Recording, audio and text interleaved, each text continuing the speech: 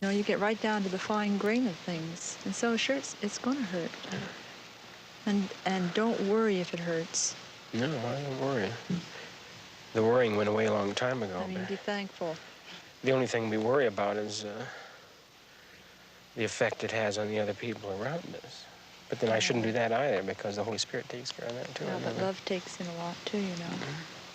That's where we absorb each other's hurts. Sometimes we cause them. It's always so misunderstood with my brothers, for instance. They always apologize then after they've hurt and thinking, but it's not, they don't understand what they're apologizing for sometimes, which is all right too, I guess. Well, they're just apologizing for an external thing that they see. Yeah. But here you really begin to know each other. Side, that's kind of, we reveal. You can't help when you live close together like this. You reveal yourself, and others reveal themselves to you. And you're sometimes, not intentionally, but we just touch the tender spots in people. Especially here, it seems like in these last few weeks with that, you're laid wide open. And I don't know whether it's from fighting the emotionalism in those meetings or not, or whether it's from being laid open by those meetings. So that when all the little foibles and faults of oneself or somebody else comes into it, it's like pouring salt into all those open. It's like taking all this hard skin that was on the outside and ripping it all off, and you have all that nice fresh skin underneath, and then it's pretty sensitive too. Every little thing hurts. And you want love so bad. Well, you are. Yeah, he gives so much to you, and you want to give it all back, and it never... It's being like an open channel, so you can move through. You know, he gives it to us, and then it's for him to take, as he wants to take it. And for others to take. That's the hard part. You know, we want to love other people, but sometimes it's... being in the proximity of him here, always in the community, since he's so evidently here. The mystical body is so much here, so conscious, so alive to us that we, at least I can do it here. It's very hard on the outside.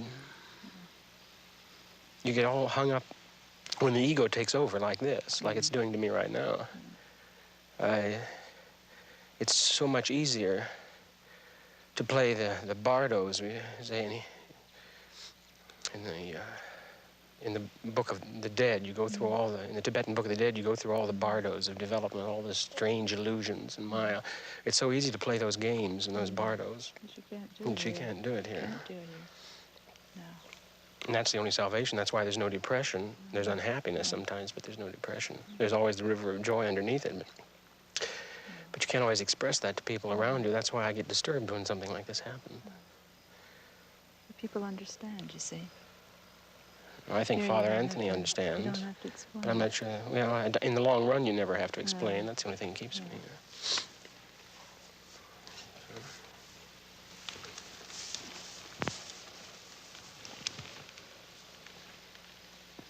That's what disturbs me so much about when people get to talking about the church and they see it only right now. They don't see it stretching out in time. No.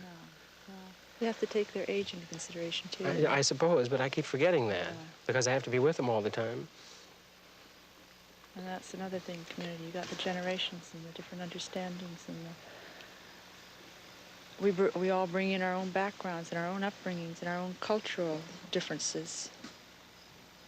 And you come, willing and wanting to, and then when you get down to the nitty-gritty of things, but this is the great part of it. Yeah, I know. This is where you're really allowed to become fulfilled, to be yourself, to be the person God created you to be. So keeping open is not easy. It's great to say.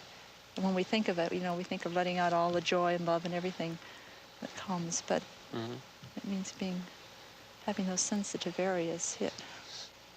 Yeah. But thank you. It's great. Bless you. You're okay, believe me.